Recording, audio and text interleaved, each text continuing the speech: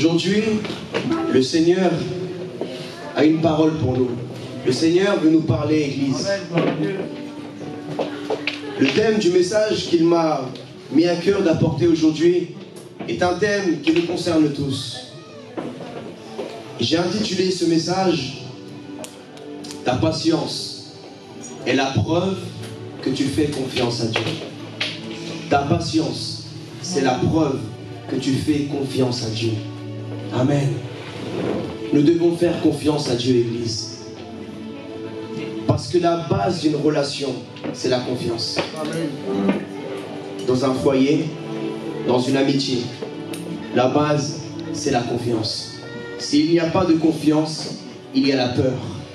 Et quand quelqu'un a peur, il prend des décisions maladroites. Nous devons faire confiance à Dieu, Église. Et je vais nous emmener ensemble à la parole de Dieu.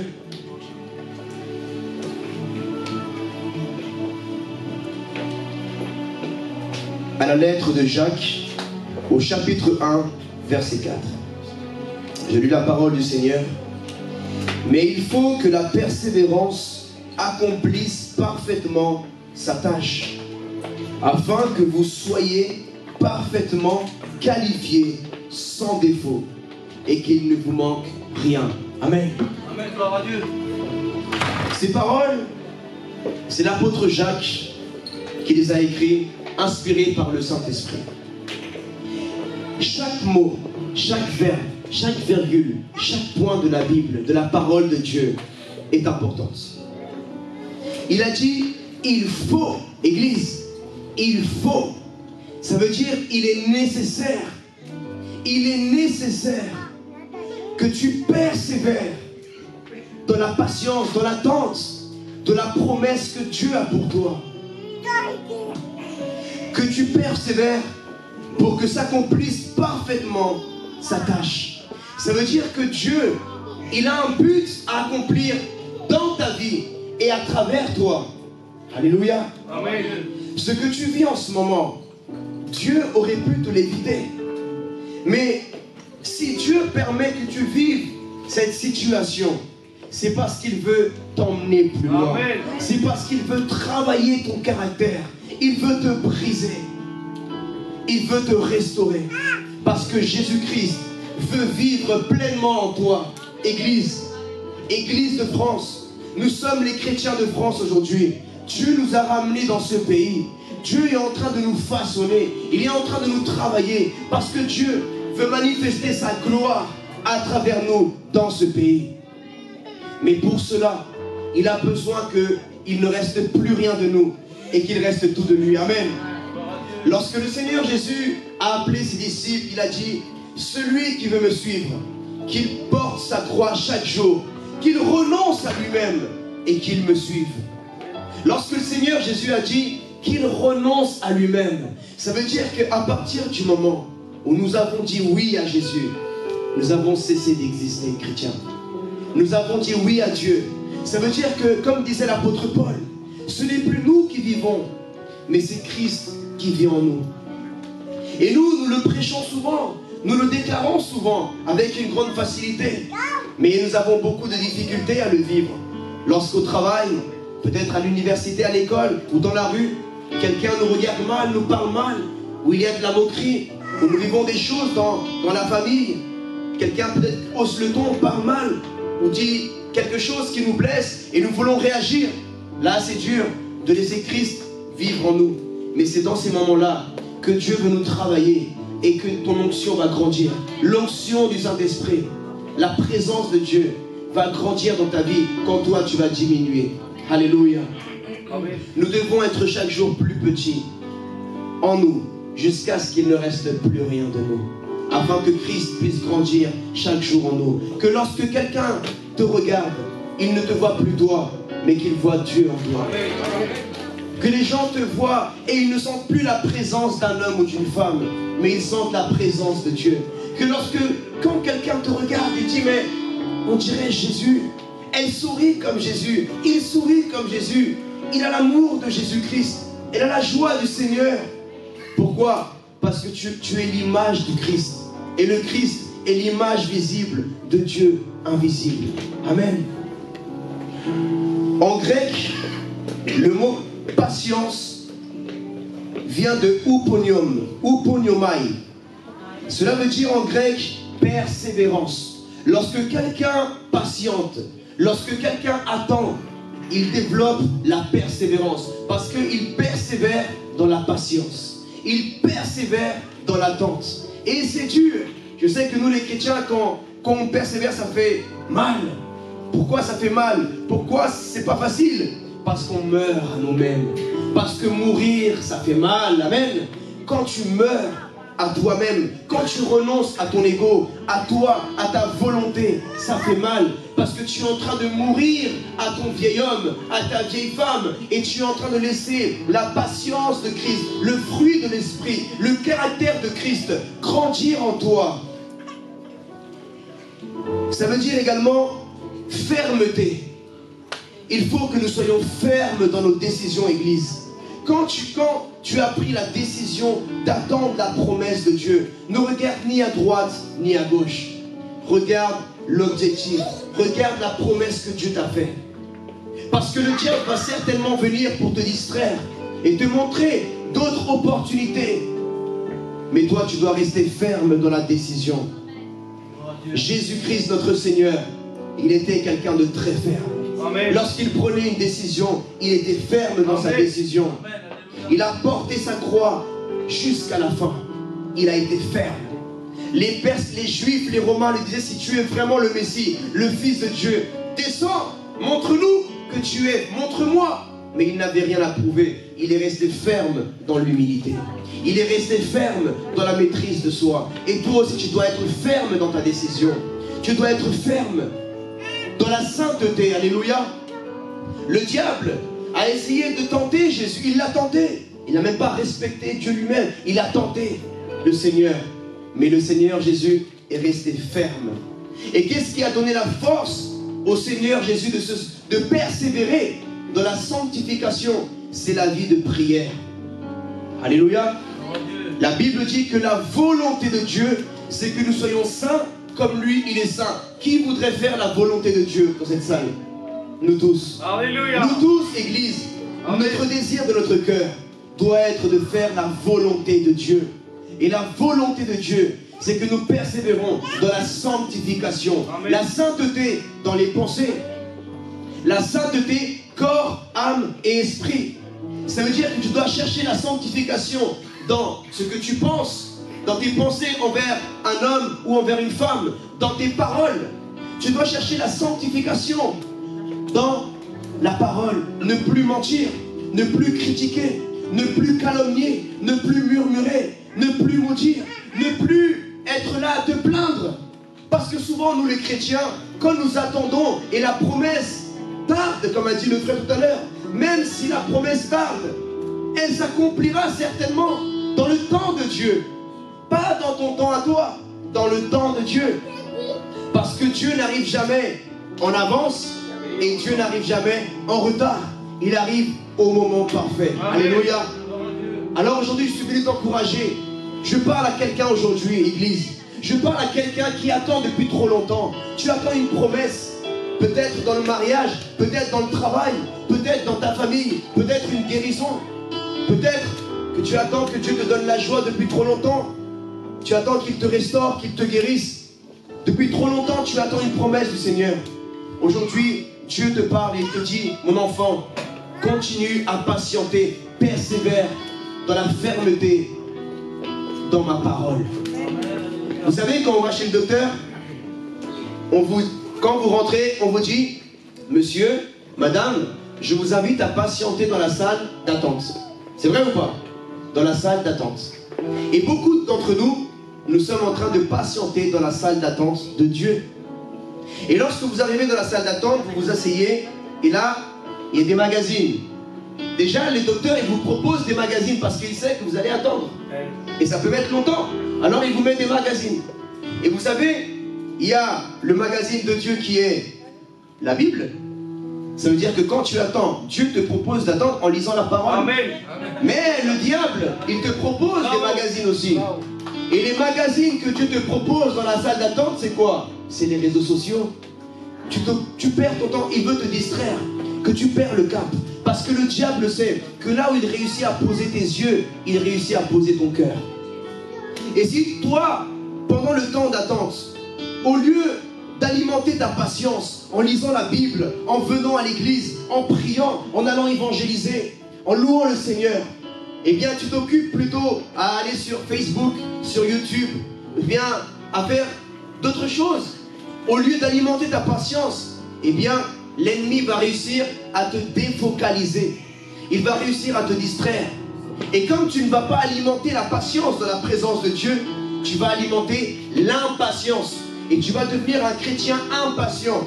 Et qu'est-ce que fait quelqu'un qui est impatient? Il prend des décisions dans la précipitation, guidée par la chair. Et une décision que tu prendras par impatience, parce que tu n'as pas su attendre le temps parfait de Dieu, c'est une décision qui va te coûter cher. Tu vas la prendre, la décision, mais tu verras qu'avec le temps, tu vas regretter. Parce que tu l'auras pris par la chair et non pas par l'Esprit de Dieu. Alléluia. Dans le Nouveau Testament, le trait caractéristique d'un homme qui ne dévie pas de son but délibéré et de sa loyauté à la fois. Tu dois être loyal à Dieu. Tous comprennent le mot loyal. Le mot loyal, ça vient de être fidèle. Tu dois être fidèle à Dieu. Même dans le temps que tu patientes, reste fidèle à Dieu dans la sainteté. Si tu attends que Dieu te donne ton époux, ton épouse reste fidèle dans la sainteté, préserve-toi pour Dieu et pour ton époux ou pour ton épouse. Amen. Préserve-toi. Peut-être que tu attends un travail. Et comme tu vois que personne ne te donne du travail, le diable te donne les magazines du monde. Et il y a quoi? On te présente des business qui ne sont pas légaux. Le diable te dit, ça fait trop longtemps que tu demandes de travailler légalement. Et là, il n'y a aucune opportunité. Il n'y a personne qui t'invite dans le bâtiment, personne qui te propose de travailler. Viens, j'ai une affaire pour toi. Mais c'est une affaire illégale. Et c'est ça où le diable va essayer de te chercher. La sainteté, la sanctification, c'est dans tout ce que tu fais, Église. Dans tout. Parce que sinon, après, nous allons regretter nos décisions. Il dit, la piété malgré les plus grandes épreuves et la souffrance.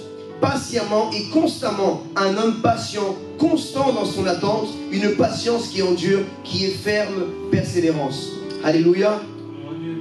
Dans le livre d'Ecclésiaste, au chapitre 7, verset 8, la parole de Dieu nous dit, mieux vaut la fin d'une chose que son commencement. Mieux vaut un esprit patient qu'un esprit hautain. Ça veut dire que quand quelqu'un commence à s'impatienter, il commence à peut-être être hautain, s'enorgueillir devant Dieu sans s'en rendre compte. Parce que tu es en train de dire, puisque toi tu ne fais rien, Dieu, et ben moi je vais moi-même, je vais moi-même agir. Je vais moi-même prendre une décision. Et quand tu dis moi, tu te lèves contre Dieu. Tu te dis moi je vais faire puisque toi tu ne fais rien. Et ça c'est pas une bonne attitude. Parce que la Bible nous dit que il vaut mieux la fin d'une chose. Ça veut dire que toi, je ne sais pas dans ce que tu attends. Mais nous tous attendons une promesse de Dieu. Nous tous attendons quelque chose de la part de Dieu. Et oui, le diable nous dit, mais toi tu peux le faire avec tes propres forces. Mais la Bible nous dit que nous devons nous confier dans l'Éternel.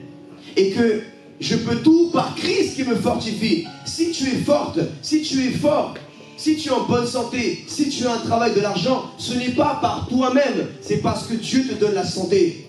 Garde ton humilité. C'est parce que Dieu t'a donné un travail, garde ton humilité. Amen. Alors continue à attendre patiemment. Et Dieu, dans l'obéissance, il va accélérer son temps parfait. Mais celui qui désobéit et qui agit dans la chair, eh bien, le temps, eh bien, la promesse tardera plus longtemps à s'accomplir. Quand tu attends, il faut que tu poses ton regard et tes pensées dans la promesse que Dieu t'a faite. Alléluia. Il faut que tu visualises, que tu aies la vision de Dieu, que tu vois ta promesse, que tu alimentes cette vision chaque jour à travers la parole de Dieu.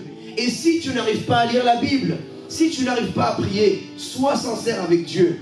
Tu sais, Dieu, il aime bien que tu parles avec ton cœur. Dis-lui sincèrement, Seigneur, j'arrive pas à prier. Seigneur, j'arrive pas à te louer. Seigneur, j'arrive pas à lire la Bible. Eh bien, c'est ce que Jésus faisait. Le Seigneur Jésus disait à chaque fois, que veux-tu que je fasse pour toi? Et la personne disait, je veux que tu me guérisses, je veux que tu me rendes la vue, je veux marcher. Donc le Seigneur disait, si tu crois, tu verras la gloire de Dieu. Combien croient que Dieu accomplira sa promesse, Église? Il faut que tu le crois. Parce que le diable veut te faire douter. Et le diable veut te faire croire. Eh, ça fait trop longtemps que t'attends. Dieu t'a oublié. Ça fait des mois, ça fait des années. Et regarde, toujours rien. Et maintenant, nous allons aller à la parole de Dieu. Et nous allons voir, et nous allons commencer par l'accomplissement de la promesse. Et nous allons, comme dit la Bible, vaut mieux une fin d'une chose que son commencement. Nous allons aller directement à l'histoire d'un homme que vous avez tous entendu parler. Et c'est l'histoire d'Abraham. Alléluia. Vous avez tous entendu parler d'Abraham, hein? Eh bien, on va parler d'Abraham. Allons ensemble au livre de Genèse, au chapitre 21, verset 1. Livre de Genèse, chapitre 21, verset 1. Je sais que dans cette salle, beaucoup d'entre nous attendons un miracle de Dieu. Attendons quelque chose qu'on a demandé à Dieu depuis longtemps. Une promesse depuis des années, des mois. Chacun vit des choses différentes. Mais je crois qu'aucune personne dans cette salle a attendu plus qu'Abraham. Abraham avait 100 ans. 100 ans. Lorsqu'il a reçu la promesse de Dieu. Mais il avait reçu la promesse. Lorsqu'il a eu l'accomplissement, il avait 100 ans. Mais lorsqu'il a reçu la promesse, il avait 75 ans. Ça veut dire que pendant 25 ans, Abraham a persévéré. Il a été ferme. Il a été loyal à Dieu. Il a alimenté sa foi en parlant avec Dieu, en dialoguant. Il a parlé avec Dieu. Il a prié. Il était là constamment à attendre dans la présence de Dieu et dans l'obéissance. Il obéissait dans le service. Il faut que tu t'occupes pendant que tu attends. Ne reste pas là à rien faire. Il faut que tu occupes ton esprit dans le service de Dieu. Prie, loue le Seigneur, lis la Bible, témoigne de ce que Jésus a fait dans ta vie, gagne des âmes. C'est pour cela que Dieu t'a appelé. Il a dit, celui qui me suivez-moi et je ferai de vous des pêcheurs d'hommes. Alors gagne des âmes. Pendant que Dieu te donne ta promesse, gagne des âmes, sauve des âmes. Parce que c'est ça que le diable ne veut pas que tu fasses. Il veut t'occuper pour que quand tu attends, tu sois distrait à faire tellement de choses, mais tu ne sois pas occupé à gagner des âmes. Heureux l'homme, que lorsque son maître vient, il trouve le serviteur en train de travailler. Amen. Moi, ma prière, c'est lorsque le Seigneur Jésus-Christ reviendra dans toute sa gloire. Il me trouve en train de gagner une âme. Il me trouve en train de lire la Bible.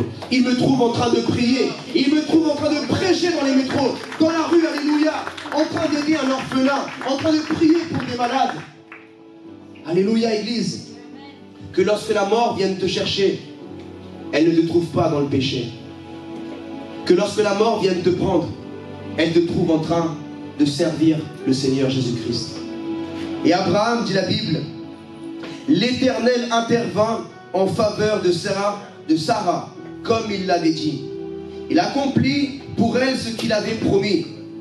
Sarah tomba enceinte et donna un fils à Abraham dans sa vieillesse. Au moment fixé, au moment quoi?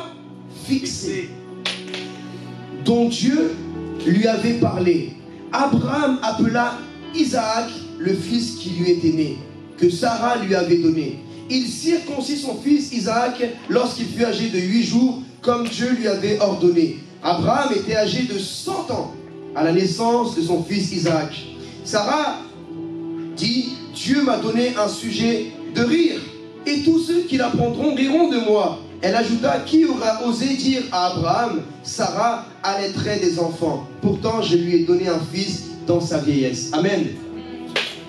Même peut-être que tu vis de la moquerie parce que tu as cru en Dieu, tu l'as déclaré, et les gens te disent, alors il est où ton Dieu? C'est pas toi qui attendais une femme? Alors il est où ton Dieu? C'est pas toi qui attendais un mari? Alors il est où ton Dieu? C'est pas toi qui attendais les papiers, un travail? C'est pas toi qui attendais cette promesse, la guérison? Toi tu nous parles de Dieu, mais et les gens se moquent de toi.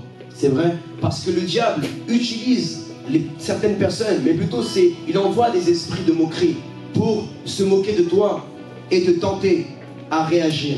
Mais vous savez, Église, la patience, c'est une vertu, une qualité de Dieu. Parce que la Bible dit que lorsque Dieu créa l'homme, il le créa à son image selon sa ressemblance. Est-ce que Dieu est impatient? Est-ce que Dieu est impatient? Non, Dieu est patient. Dieu, il est quoi? Patient. Dieu a été patient avec toi. Dieu a attendu des années pendant que tu étais là. Et peut-être que tes parents t'invitaient à l'église, tu ne voulais pas venir. Pendant que ton mari te disait, viens à l'église. Pendant que ta femme te disait, viens à l'église. Même tes enfants t'ont dit, viens papa, viens maman, viens, Jésus t'aime. Et toi tu disais, non, un jour, pas tout de suite, un jour. Toi tu as fait attendre Dieu. Mais Dieu, il a été patient par amour à toi. Amen.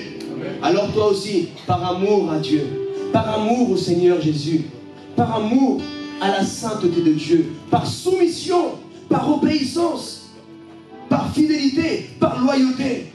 Attendons patiemment la promesse de Dieu, Église. Dans l'obéissance, parce que la Bible dit que l'obéissance vaut mieux que les sacrifices. C'est quoi les sacrifices? C'est tout ce qu'on fait. On fait plein de choses. La Bible parlera même de sacrifices, de louanges. Tu peux faire tellement de sacrifices, mais si tu ne vis pas dans l'obéissance de Dieu, ça ne sert à rien. Il faut que tu commences à penser comme Dieu. Dieu est patient. Et le meilleur exemple, c'est notre Seigneur Jésus. Il a attendu, il a persévéré, mais il a alimenté cela avec la prière. Tu dois devenir un homme de prière. Deviens une femme de prière. Parce que c'est la prière et pas autre chose. C'est que la prière qui te donnera la force, Église. Lorsque le Seigneur Jésus était à Gethsémani, il a dit à Pierre, Pierre, réveille-toi. Pierre, réveille-toi. Veille et prie afin de ne pas céder à la tentation. Alors quand tu attends, quand tu patientes, quelle est la tentation que tu as? De désespérer, de ne plus attendre et d'agir. Mais afin que tu ne cèdes pas à cette tentation de l'impatience, il faut que tu persévères dans la prière. Alléluia. Là, nous voyons que la Bible nous dit l'Éternel intervint en faveur de Sarah. Je déclare au nom puissant du Seigneur Jésus-Christ que l'Éternel va intervenir en ta faveur, Église. Amen. Je te parle, ma soeur, je te parle, mon frère. Je te parle, pasteur. L'Éternel ne t'a pas oublié. Et il va intervenir certainement en ta faveur au nom de Jésus. Il va intervenir parce qu'il n'est pas un homme pour mentir. Ce que Dieu le dit, il l'accomplit. Il n'est pas comme nous les hommes et les femmes. Nous, nous disons oui, demain nous disons non. Dieu dit oui. Et le oui qu'il dit, il l'accomplit avec fermeté. La Bible dira également, au moment fixé, il y a un moment prévu. Parce que peut-être que ce que tu as demandé à Dieu, tu n'es pas encore prête à le recevoir. Peut-être que tu n'es pas encore prêt à le recevoir. Je ne sais pas si c'était toi, le pasteur, qui m'avait dit, il y avait quelqu'un, un frère qui volait une voiture, qui la voulait. Il demandait à Dieu, Seigneur, donne-moi une voiture. Mais il n'avait pas encore la voiture. Et le frère, il était très fidèle à l'église. Il venait en avance, il priait, il servait à la louange. Il était toujours là, un frère zélé. Et il priait toujours pour une voiture, mais il ne la recevait pas. Et un jour, il s'est acheté une voiture lui-même, impatiemment. Et puis après, on ne l'a plus revu à l'église. Pourquoi? Parce qu'il n'était pas prêt à la recevoir. Le frère, il a commencé à partir tous les week-ends en voyage avec sa femme. Et il a fait le tour de la France, il a commencé à partir. Et là, il n'avait plus le temps de venir à l'église. Parce que Dieu te fait attendre et il est en train de te perfectionner. Lorsque Dieu te fait attendre, c'est pour te perfectionner, à recevoir, il te capacite à recevoir la bénédiction qu'il va te donner. Il est en train de te préparer. Tu dois être préparé, Église. Alléluia. Mais avant de recevoir sa bénédiction, Abraham a dû attendre. Il a dû être fidèle à Dieu. Amen. Et là, nous allons aller ensemble au livre de Genèse, au chapitre 12, verset 1. La parole de Dieu nous dit, l'Éternel dit à Abraham, ça c'était 25 ans avant l'accomplissement de sa promesse. Il l'a dit, quitte ton pays, ta patrie et ta famille, et va dans le pays que je te montrerai. Je ferai de toi une grande nation, et je te bénirai. Je rendrai ton nom grand, et tu seras une source de bénédiction. Je bénirai ceux qui te béniront et je maudirai ceux qui te maudiront. Et toutes les familles de la terre seront bénies en toi. Abraham partit conformément à la parole de l'Éternel. Et Lot partit avec lui. Abraham était âgé de 75 ans lorsqu'il quitta Canaan. Vous savez ce que je remarque ici? C'est un homme qui a cru le Seigneur. Amen. Qui croit en Dieu ici dans cette église?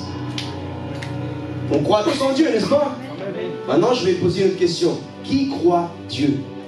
Amen. C'est pas pareil. Tu peux croire en Dieu et ne pas croire Dieu. Parce que croire Dieu, ça veut dire faire confiance à Dieu. Amen.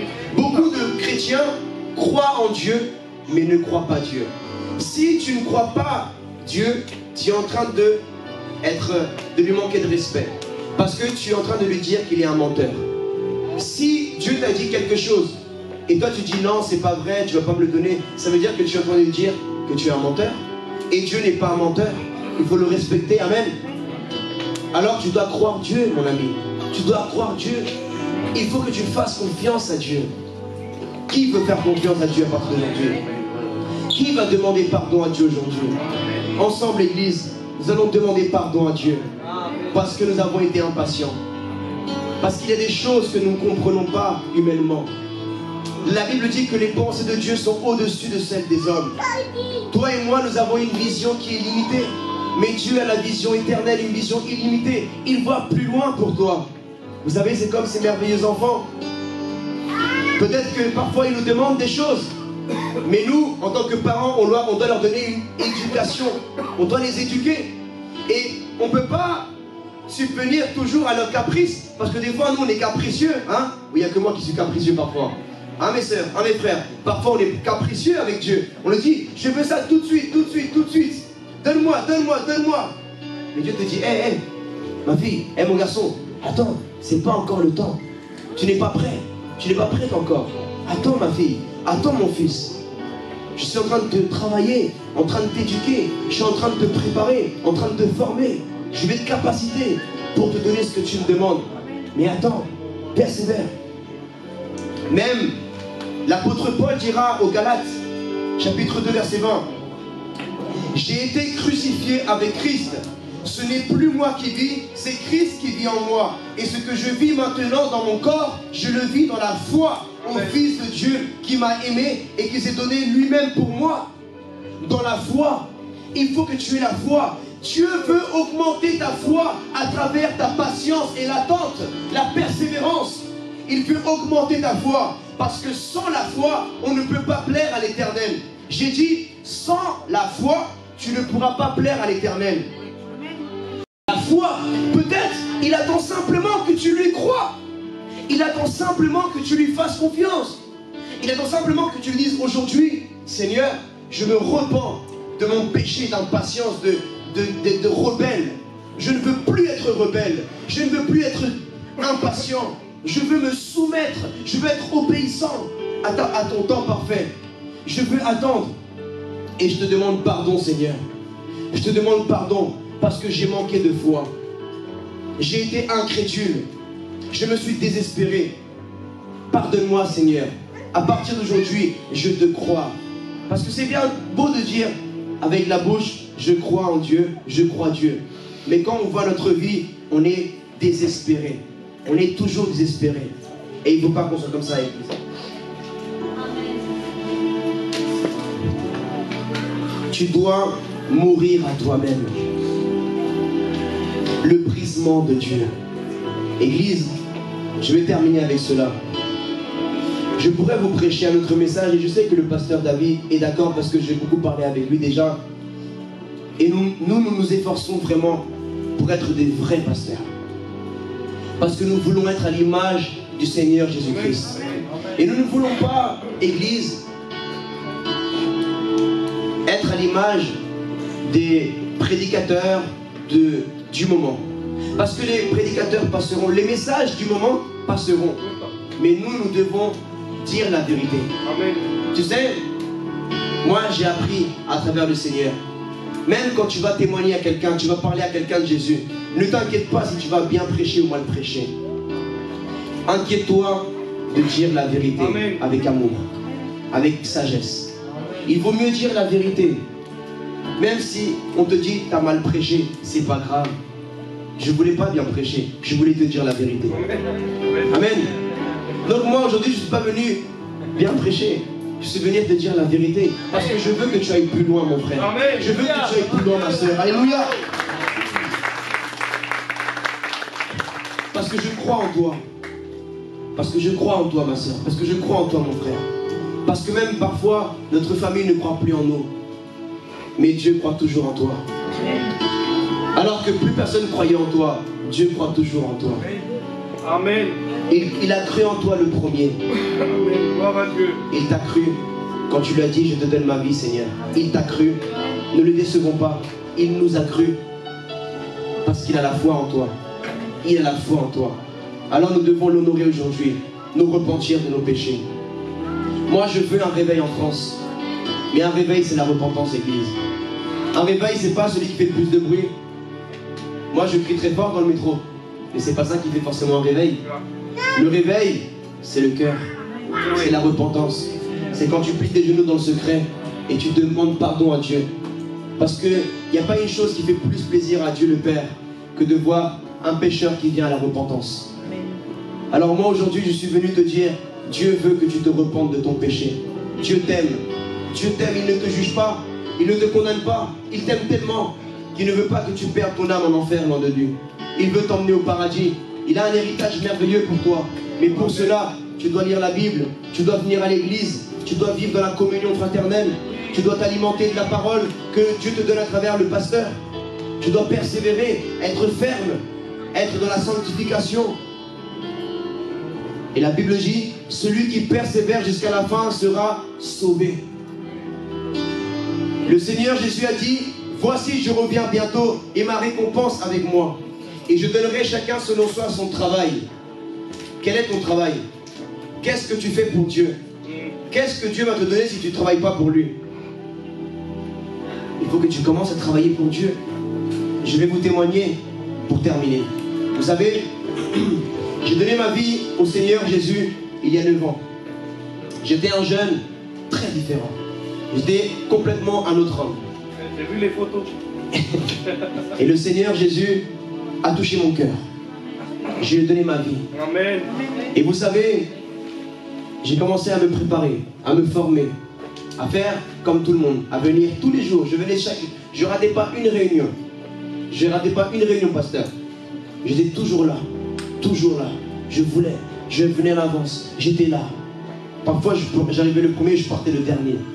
Mais j'en voulais. Et à chaque fois, je lisais plus la Bible. Je lisais plus la Bible. Et arrivé un moment, je commençais à voir le monde comme Jésus le voyait. La Bible dit que lorsque Jésus voyait une multitude de personnes, il était ému de compassion de voir des brebis sans berger. Aujourd'hui, je suis venu vous apporter un message. Et c'est le message de l'évangile, la bonne nouvelle. C'est que nous avons été pardonnés, nous avons été sauvés pour aller sauver d'autres personnes, Église. Dieu ne t'a pas sauvé pour que tu regardes les étoiles. Dieu t'a sauvé pour que tu ailles sauver d'autres personnes. Amen. Et moi, j'ai compris ça. Et un jour, le Saint-Esprit m'a dit, dans un wagon métro, mon fils, dis-leur la vérité. Et moi, je dis, Seigneur, arrête, pas ici, pas devant tout le monde. Ils vont se moquer de moi. Il m'a dit, mon fils, tu vas m'obéir ou je dis à quelqu'un d'autre? Voilà. C'est ça le problème. J'ai dit, Seigneur, laisse-moi un peu de temps quand même. Tu m'as pris au trop court là, laisse-moi me préparer. Et un jour, et à chaque fois, je montais dans un wagon et le Saint-Esprit me disait, mon fils, parle. Et moi, j'avais des prétextes. Nous les chrétiens, on ferait des bons avocats. Non, mais Seigneur, regarde là, regarde, c'est pas la situation. La loi française, les personnes vont se moquer de moi. Ils vont dire, c'est pas un bon témoignage de parler fort dans un métro. Dis mon fils, tu vas le faire oui ou non? Un jour, je me suis levé, j'ai vu plein de personnes comme vous qui me regardaient comme ça. Sauf que c'était des musulmans, des athées, et des juifs, et des non-croyants. Il y avait tous les peuples dans un wagon de métro. J'ai pris ma Bible. Et moi, je ne connaissais pas beaucoup de versets de la Bible. Avant, vous savez, j'étais un jeune qui n'aimait pas lire avant. Je n'étais pas quelqu'un qui aimait les choses comme ça. Mais quand j'avais l'amour pour le Seigneur, par amour à Jésus, je me suis forcé de lire la Bible. Je me suis forcé même aujourd'hui, je me force. Parce que c'est un combat contre la chair. Et j'ai appris un verset, Jean 3,16. Et j'ai pris ce verset, et j'ai levé la Bible, j'ai dit, Seigneur, donne-moi la force, Seigneur. Et j'ai ouvert la bouche, j'ai dit, messieurs, dames. Et tout le monde m'a regardé, j'ai dit, là, Seigneur, je suis fichu. Il faut que je continue, sinon tu m'enlèves maintenant. Prends-moi, Seigneur, c'est l'enlèvement. Non, c'était pas encore l'enlèvement. Bon, tout le monde m'a regardé, et j'ai dit, messieurs, dames, la Bible dit, car Dieu a tant aimé le monde, qu'il a donné son Fils unique. Amen. Afin que tout celui qui croit en lui ne périsse pas, mais qu'il ait la vie éternelle. Aujourd'hui, je viens vous dire que Dieu vous aime. Il ne vous a pas oublié. Et même si vous ne croyez pas en Dieu, lui, il croit en vous. Même si vous ne l'aimez pas, il vous aime. Et aujourd'hui, il frappe à la porte de vos cœurs. Jésus-Christ se révèle à vous aujourd'hui. Revenons à Dieu pendant qu'il a encore temps. Cherchons Dieu pendant qu'il se laisse trouver. Alléluia. J'ai couru. Je suis parti en courant. Parce que j'avais honte. Et puis j'ai prêché dans tous les wagons. Quand j'ai fini de prêcher dans les wagons, je me suis retourné et j'ai vu 5 wagons remplis de à peu près 50 personnes. J'ai dit, Seigneur, là en 5 minutes, par ta miséricorde, je viens de prêcher à je sais pas combien, 200 personnes à peu près, en 5 minutes. Seigneur, gloire à toi, merci. Et après, je suis devenu que j'arrivais plus à me défaire de ça. Voilà. Pourquoi? Parce que quand tu goûtes à la présence de Dieu, quand tu goûtes au service à Dieu, tu ne peux plus t'en défaire. Vous savez, moi, j'ai goûté beaucoup de choses dans ma vie, mais je ne change rien pour la parole de Dieu. Je change rien de tout ce que le monde m'a fait goûter. Je ne veux plus jamais goûter ça. Parce que la présence de Dieu, elle a un goût de miel. Parce que le service de Dieu, ça te donne une joie qu'un homme ou une femme, ça ne pourra jamais te donner. Amen. Église, levons-nous. Levons-nous, Église. Levons-nous pour le Seigneur Jésus. Levons-nous pour la France. Si Dieu t'a ramené en France, ce n'est pas un hasard. Dieu veut t'utiliser dans ce pays. Et tu sais, j'ai dû m'efforcer et être patient. Parce que lorsque Dieu m'a appelé, j'étais tout seul avec le Saint-Esprit. Mais j'avais la promesse de Dieu qu'il allait m'utiliser en France.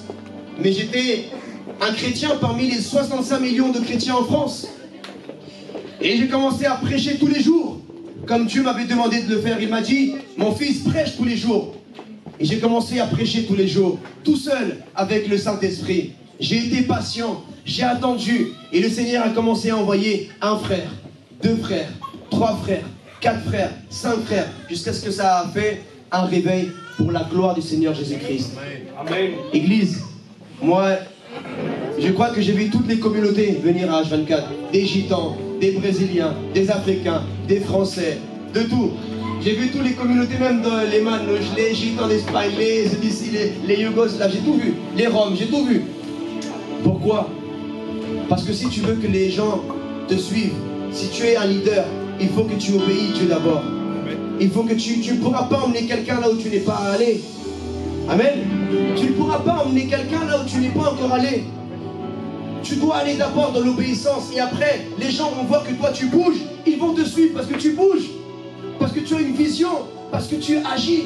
Mais quelqu'un qui fait rien, comment tu veux qu'on te suive si tu fais rien? Amen. Je crois aujourd'hui que cette église est une église de disciples où il y a des leaders qui vont marquer le réveil de la France. Amen. Le pasteur David est un leader. Amen. Il a agi. Il a agi dans l'obéissance. Il a suivi Jésus, il a bougé. Voilà pourquoi aujourd'hui Dieu touche le cœur d'un grand peuple pour suivre Jésus à travers l'homme de Dieu. Pourquoi? Parce qu'il a cru, il a fait confiance à Dieu. Mais vous savez, moi je vous vois aujourd'hui. Mais je crois que moi je fais partie des anciens de l'église parce que j'étais à Bobigny moi avant vous. Moi je connais l'homme de Dieu depuis déjà Bobigny même. Avant Bobigny peut-être même avant. Mais il a été patient. Il a été patient. Et à chaque fois que je viens, je vois des nouveaux visages merveilleux. Même les mêmes visages, je les vois plus rayonnants. Et je donne la gloire au Seigneur. Alors nous allons, quelques minutes, Église, nous allons nous repentir. Nous allons demander pardon à Dieu pour l'impatience. Et nous allons dire, Seigneur, donne-moi la patience. Même si c'est dur, je veux renoncer à moi. Et je veux te faire confiance. Alléluia. Amen. Alors je vais demander au groupe de louanges d'élever la même adoration. Alléluia. Et lorsque nous allons chanter Alléluia, Alléluia, qui veut dire loué soit-il. Eh bien, que tu puisses louer Dieu, même dans le désert. Oh. Ferme tes yeux encore quelques instants, Église. Oui. Donne tout.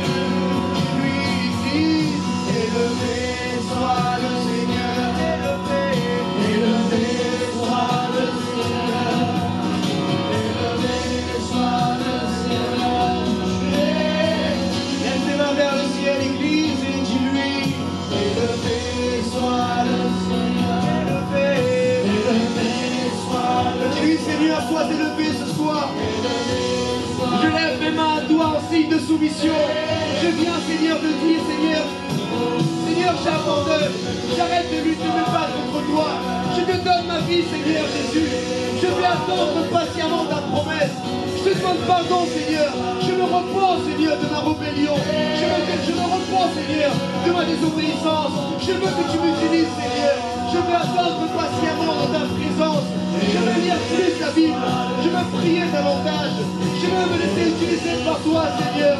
Viens vivre en moi, alléluia. Alléluia, élève dans ma église. Élevé soit le Seigneur. Élevé soit le Seigneur. Élevé soit le Seigneur. Jésus,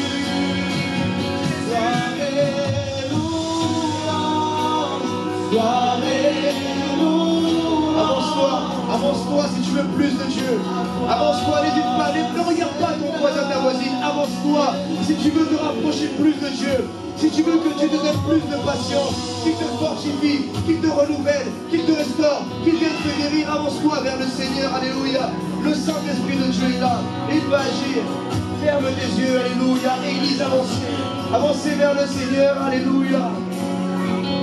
Oh, Rababassa.